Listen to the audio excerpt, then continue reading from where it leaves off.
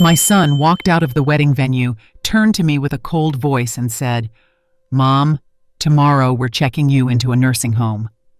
3 hours earlier, I had spent $50,000 on his wedding. I'm 68 years old. My name is Margaret, but everyone calls me Maggie. I lived in a small town in Pennsylvania until my life turned upside down overnight. But this story isn't about an ending. It's about a beginning. My own beginning. When my husband Robert died of pancreatic cancer 12 years ago, my world collapsed. 35 years of marriage, 35 years of breakfasts, 35 years of two people laughing, crying, arguing, and making up. In his final days at the hospital, I held his hand. "Maggie," he said weakly, "take good care of Max. He's a good boy." "I know, sweetheart," I said. "Don't worry." My son Max was 23 that day. He was in his senior year of college, studying business. He was Robert's pride. "My son is going to be successful," he'd always say. At the funeral, Max cried. He cried so much. Then he turned to me, held my hands, looked into my eyes and said, "Mom, don't worry. I'll always take care of you. I can't replace Dad, but I'll always be here." I believed those words. For 12 years, I held on to those words, especially on difficult nights when I'd hug Robert's pillow and cry. Robert had life insurance, $85,000, but hospital bills, ambulance costs, the funeral, it all came out of that money. $40,000 remained. The bank manager said, "Mrs. Margaret, save this for your retirement." Don't touch it. I thought it would be safe. For my retirement, I thought. But as a mother, I knew that money would never stay mine, and it didn't. 6 months after Max graduated, he started working at a marketing firm. His salary was $2,800 a month. "Good for a start," he said. Once a week, he'd come over and we'd make dinner together. I'd cook Robert's favorite lasagna. While Max ate, he'd talk about his job, his dreams. "Mom, one day I'm going to start my own company," he'd say. "I know you will, son," I'd reply. "You can do it." I thought life was returning to normal, but then Lena came along. Max met her at a company party. "Mom, I want you to meet someone," he called one Saturday morning. There was a different excitement in his voice. "Who is this?" I asked. "Lena, someone very special. You'll love her." They came for Sunday lunch. When the doorbell rang, my hands were trembling. It was my son's first serious relationship. I wanted to make a good impression. When I opened the door, I saw Lena first. Tall, blonde, perfectly made up. And that purse in her hand, shiny leather with a brand logo. Prada, a $2,000 purse. How did I know? Because one day at Target, I'd seen something similar, looked at the price, and been shocked. "Maggie!"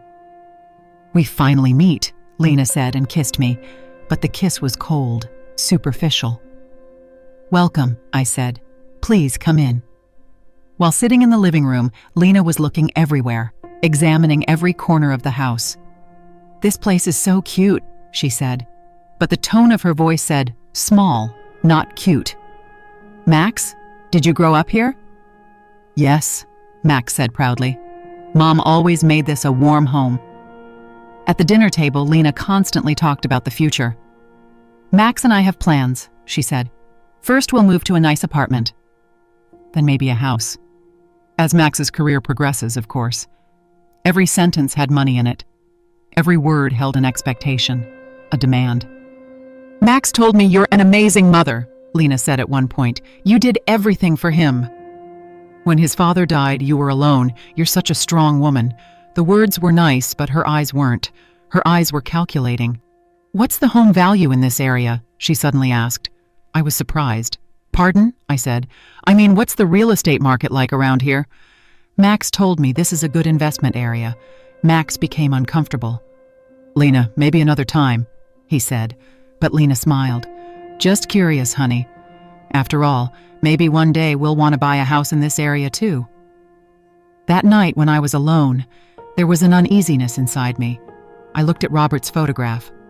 "I don't have a good feeling about this girl," I said quietly. But then I stopped myself. Maybe she's just shy. Maybe I'll get used to her. 3 months later, Max called. There was worry in his voice. "Mom, I need to ask you something." "Of course, son. What's wrong?" I said. Silence. Then, "Lena and I are thinking about moving in together. The apartment we found is great, but the rent is $1,500. I just started a new job, haven't gotten my first paycheck yet. Can you help for the first 3 months? Just 3 months, I promise. Then my salary will increase and we'll pay for it ourselves." 3 months. $4,500 from the $40,000 in the bank. "Max, that's a lot of money," I started to say. "Mom, please. This is very important to me. I'm serious about Lena. Maybe we'll get married. But first we need a home. You know this. You and Dad started the same way." He was right. Robert and I had started with a small apartment too. We both worked to pay the mortgage. Maybe Max would do the same. "Okay," I said, "but only 3 months, agreed?" "I promise, Mom. You're the best." I sent the first $1,500. In the second month, I sent it again. At the end of the third month, Max called. "Mom, the salary increase at the company got delayed a bit. Can you help for 1 more month?" 1 more month, then 1 more month. Then Lena called. It was the first time she'd called me directly. "Maggie, we need to buy furniture. The apartment looks empty. Please help. $3,500 will be enough." $3,500 for a living room set. "Lena, wait a bit. When Max gets his salary," I said. "Maggie," Lena said in a harsh voice, "we're Max's family now. And family helps each other. You do want your son to be happy, don't you?" Happiness. That word always weakened me. I sent the $3,500. 1 year passed, then 2 years, then 3 years. Every month, $1,500, plus furniture, television, emergency needs. Total, $66,000. The $40,000 Robert left me had dropped to $8,000. And I was still working. I should have retired at 65, but at 68 I was still working part-time at Target and cleaning at a care facility.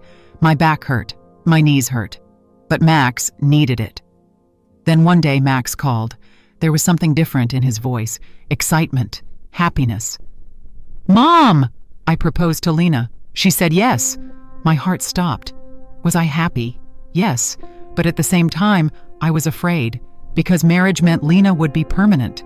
"Congratulations, son," I said though. "When's the wedding?" 6 months from now, and Mom, we want you to have a special place there. After all, you're my everything. Dad would have been so happy." Those words melted me. Mentioning Robert's name, calling me his everything. Maybe Lena wasn't that bad. Maybe she was just young. Maybe marriage would change her.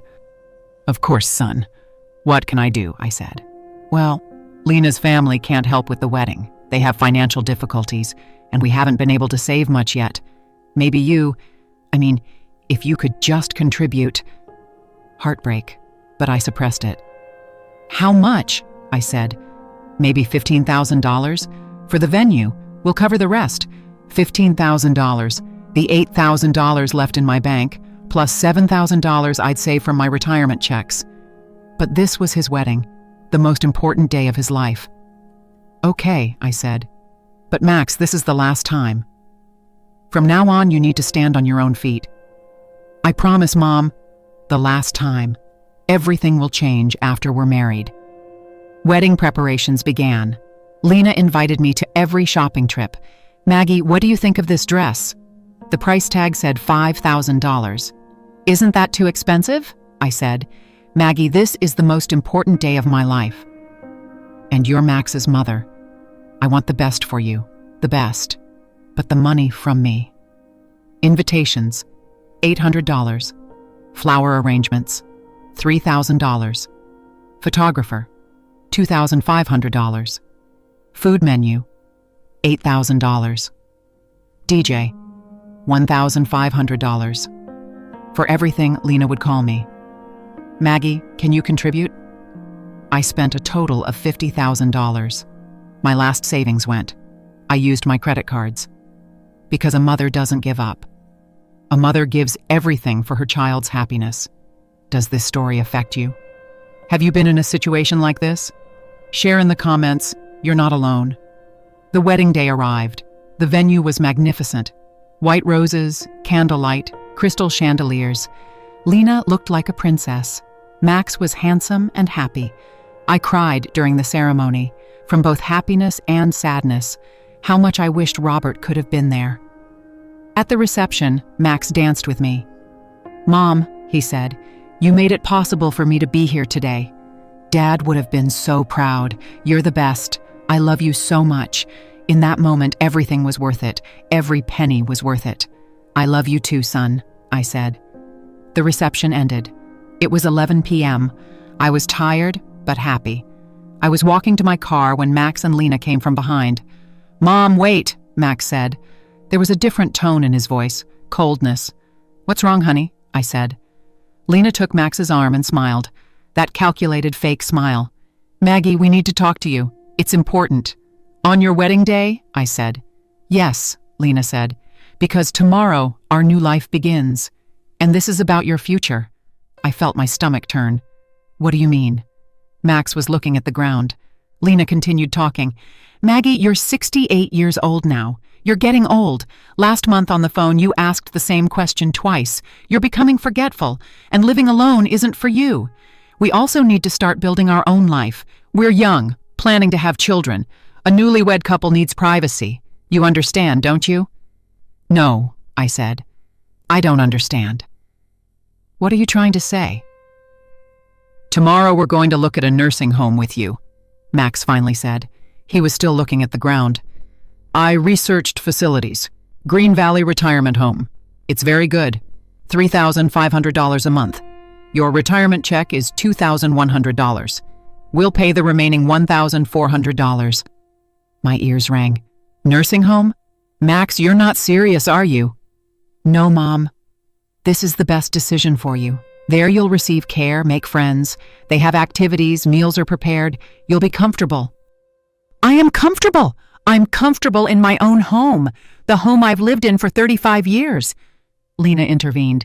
"Maggie, please don't be dramatic. We're talking about a modern living facility, and we'll be close to you. We'll visit once a month." "Once a month?" My voice was shaking. "I sent you $1,500 every month for 3 years. I just spent $50,000 on your wedding, and you're going to visit me once a month?" "Mom, this isn't about all that," Max said, still looking at the ground. "This is about your safety." "No, Max," I said, and my voice cracked. "This is about your comfort." Lena's comfort. "Me? I'm just a burden." Lena got angry.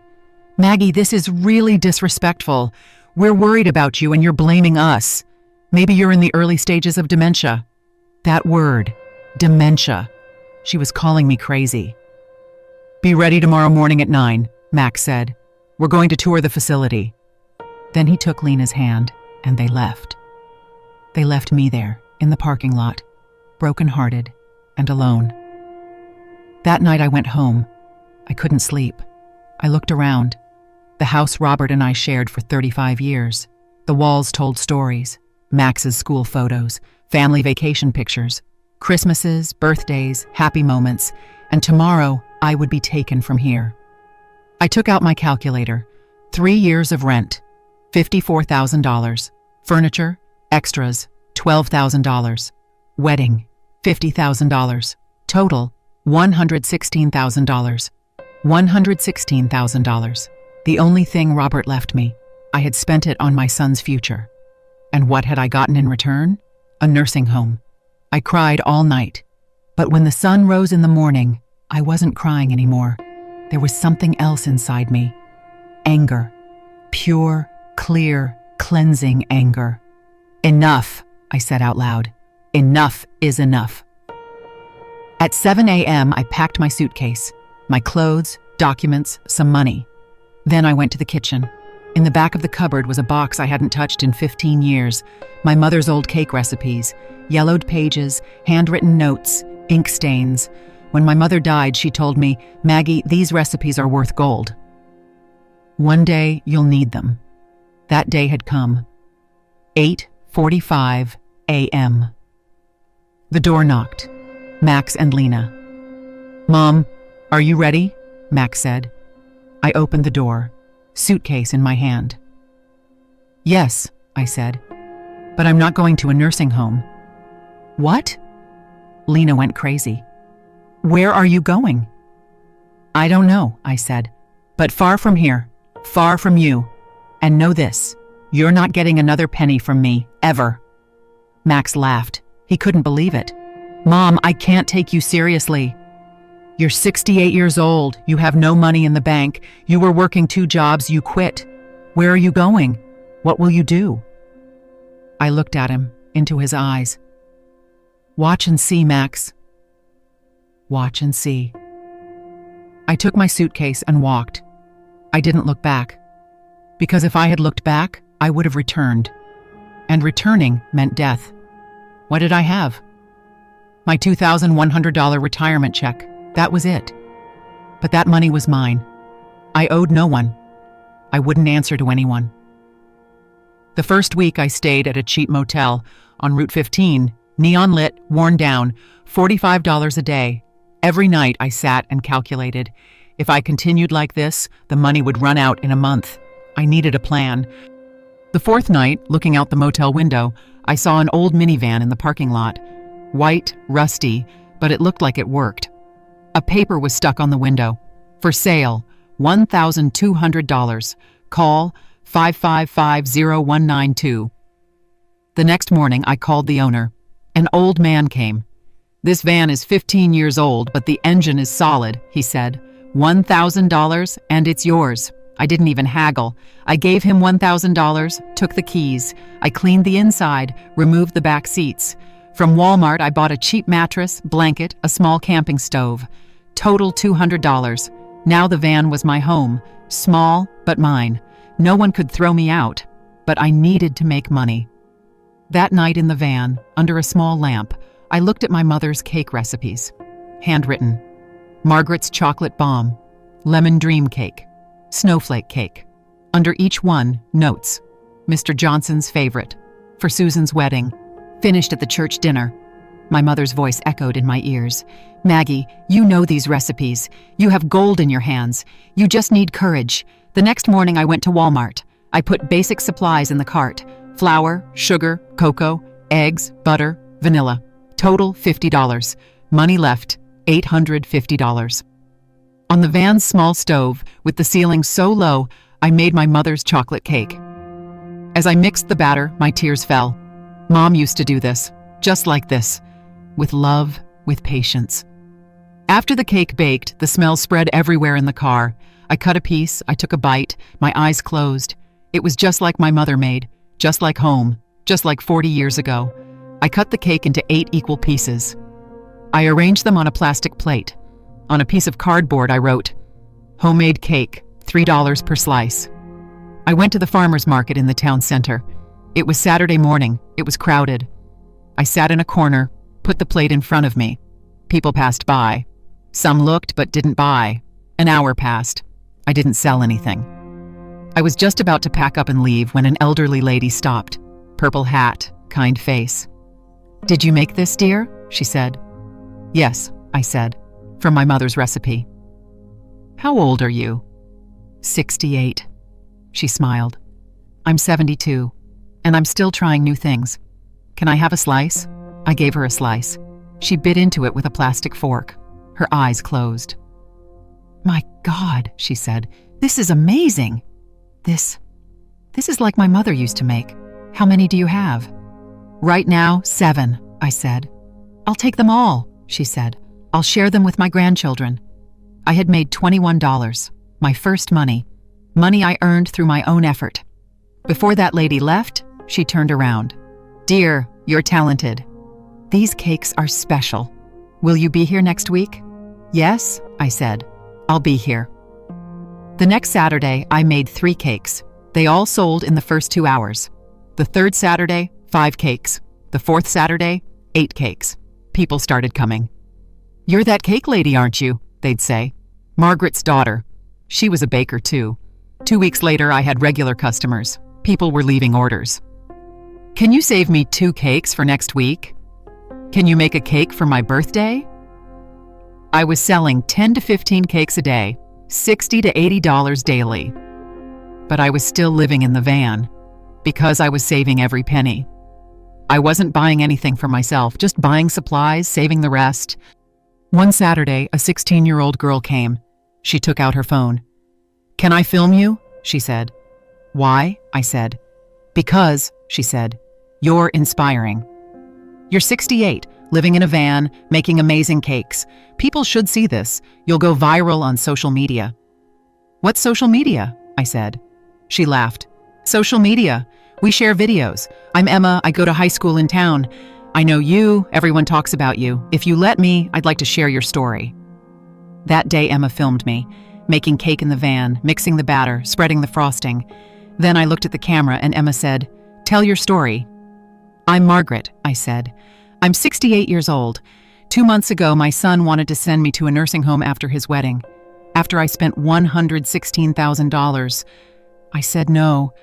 Now I live in this van. I make cakes with my mother's recipes. I have no money, no home. But you know what? For the first time in my life, I'm free.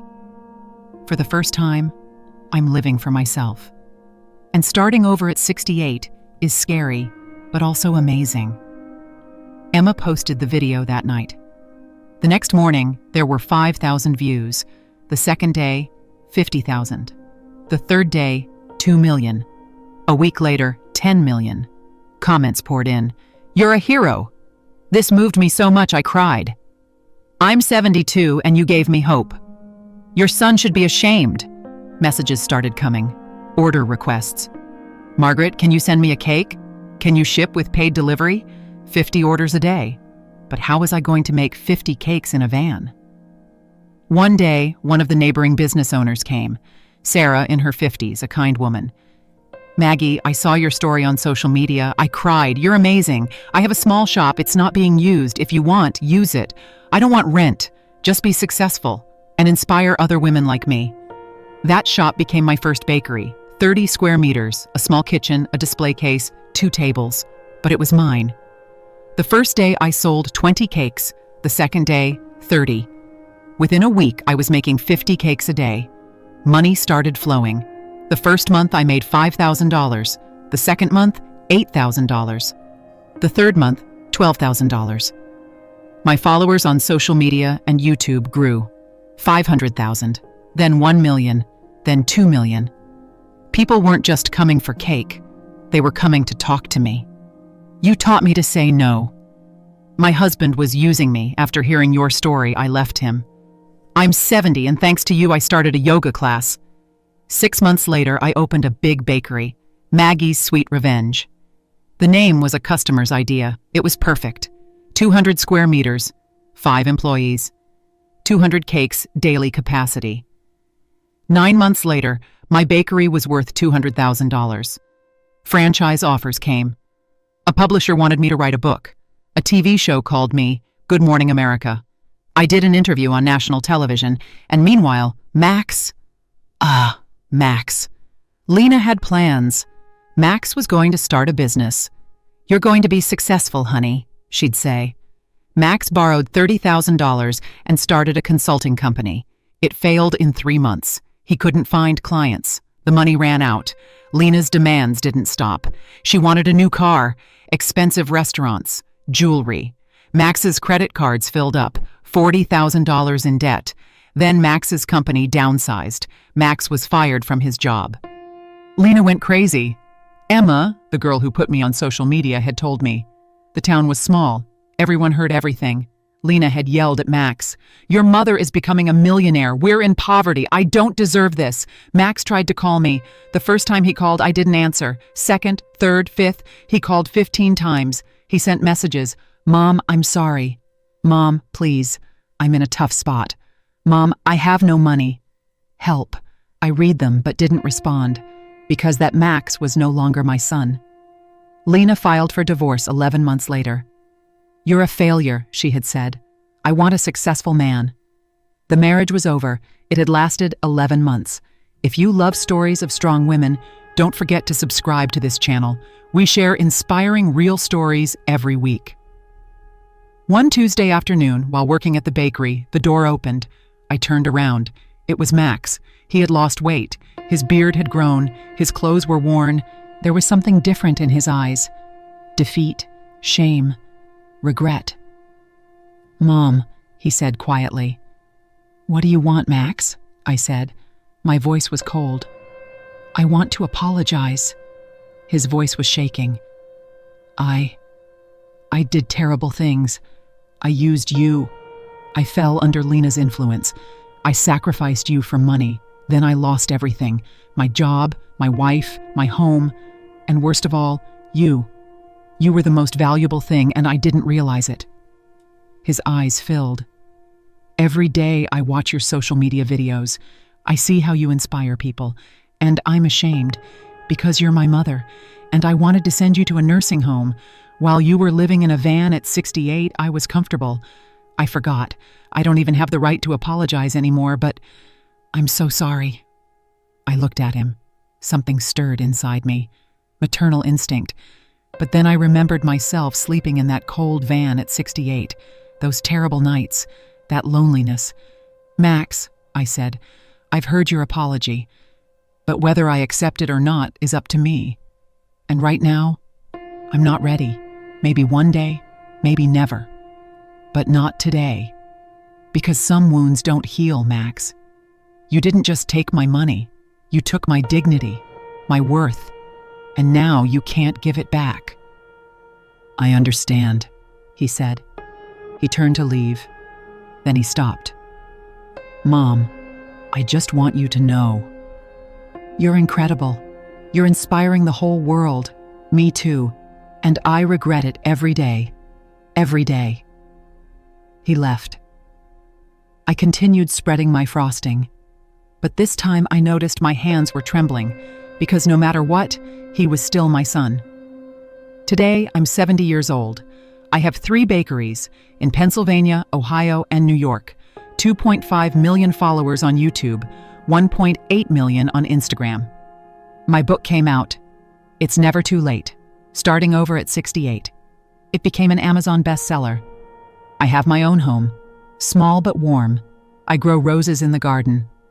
While drinking coffee on the balcony, I look at my life. Have I forgiven Max? Partially. Because if it weren't for him, I wouldn't be who I am today. Pain made me stronger. Loneliness freed me. Betrayal taught me my worth. I'm calling out to young women, middle-aged women, elderly women, all women. It's never too late. I started in a van at 68. At 70, I'm a successful businesswoman. I inspire millions. You can do it too, no matter how old you are, no matter how tired you are, no matter how scared you are. You can do it. You just have to believe in yourself. I'm Margaret. I'm 70 years old. I'm a baker, a businesswoman. I was a mother. I'm still a mother. But now I'm my own woman first, and this is my sweet revenge.